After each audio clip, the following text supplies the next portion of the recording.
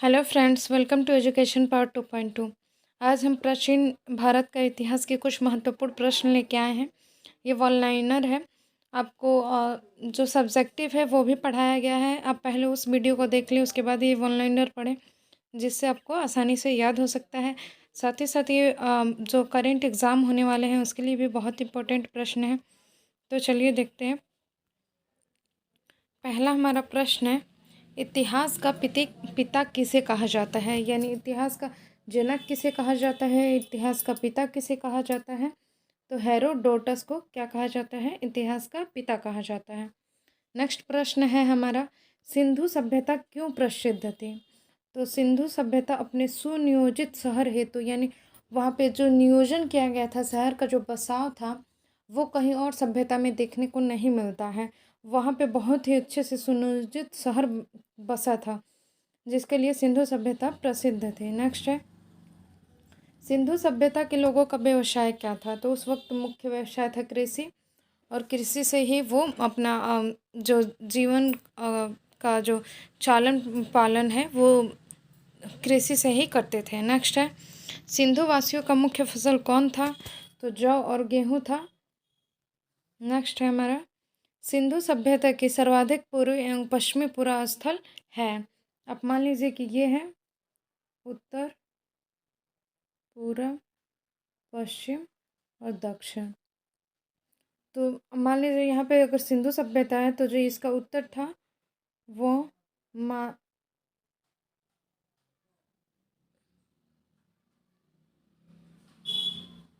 जो ये उत्तर दिशा है वो मांदा था जम्मू कश्मीर में, और जो उत्तर दिशा में जो पूरब दिशा में है वो आलमगीरपुर मेरठ था उत्तर प्रदेश में। जो पश्चिम दिशा में है वो था सुतकांगेडोर बलूचिस्तान में। नेक्स्ट देखते हैं, सिंधु सभ्यता का उत्तरी एवं दक्षिणी। तो उत्तरी जो जम्मू कश्मीर में था, ऊपर मांडा में, आप देख सकते हैं ऐसे, ऊपर जम्मू कश्मीर मांदा है और नीचे दायमाबाद महाराष्ट्र है। नेक्स्ट हमारा है, हड़प्पा की सभ्यता थी। हड़प्पा की किस युगीन की सभ्यता थी? तो कांस्य युगीन है। सबसे पहले कांसा का यूज़ किसने किया था? तो हड़प्पा वासियों ने किया था, इसीलिए इसे कांस्य युगीन भी कहा जाता है। नेक्स्ट है, सिंधु सभ्यता की लिपि थी। तो ये चित्रात्मक लिपि थी, यानी ये कुछ लिखते नहीं थे, ये चित्र बनाते थे। चित्र बनाते थे जिससे, और चित्र को ही ये संकेत के रूप में यूज़ करते थे, तो इसीलिए सिंधु सभ्यता की लिपि कैसी थी? तो चित्रात्मक थी। नेक्स्ट है, खरोष्टी लिपि कैसे लिखी जाती थी? तो दाएं से बाएं की तरफ, यानी आज हम लोग इधर से इधर लिखते हैं, और उस वक्त जो खरोष्टी लिपि थी वो इधर से इधर लिखी जाती थी। नेक्स्ट है, स्वास्तिक चिन्ह देन है। तो स्वास्तिक चिन्ह किसकी देन है? सबसे इसका प्राचीनतम साक्ष्य हमें सिंधु सभ्यता से ही मिलता है। नेक्स्ट हमारा प्रश्न है, आग का आविष्कार कब हुआ था? तो आग का आविष्कार पूरा पाषाण काल में हुआ था। अगला प्रश्न है, सबसे पहले किस जानवर को पालतू बनाया गया था? तो सबसे पहले कुत्ते को पालतू बनाया गया था। नेक्स्ट है, सिंधु घाटी सभ्यता थी। तो सिंधु घाटी सभ्यता क्या थी?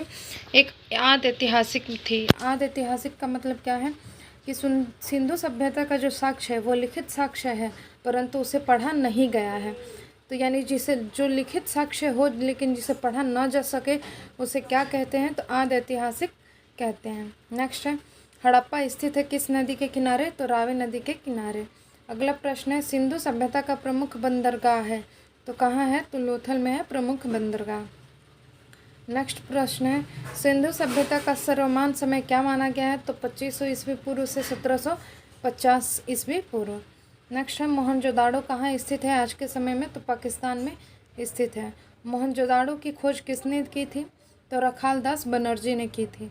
अगला प्रश्न है, नर्तकी की कांस्य मूर्ति कहाँ से मिली है? तो मोहनजोदाड़ो से मिली है। अगला प्रश्न है, सिंधु सभ्यता की सबसे बड़ी इमारत क्या है? तो मोहनजोदाड़ो से प्राप्त जो अन्नागार है वो सबसे बड़ी इमारत है। और मोहनजोदाड़ो से प्रमुख स्मारक क्या है? तो स्नानागार है। मेसोपोटामिया का क्या अर्थ है? तो नेक्स्ट इसका अर्थ है दो नदियों के बीच की भूमि।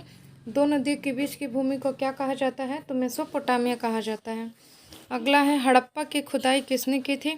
तो सबसे पहले हड़प्पा की खुदाई दयाराम साहनी ने की थी 1921 में। अगला प्रश्न है, सिंधु घाटी के लोग किसकी पूजा करते थे? तो मातृ देवी की पूजा किया करते थे। नेक्स्ट है पुराणों की संख्या कितनी है, तो पुराणों की संख्या 18 है।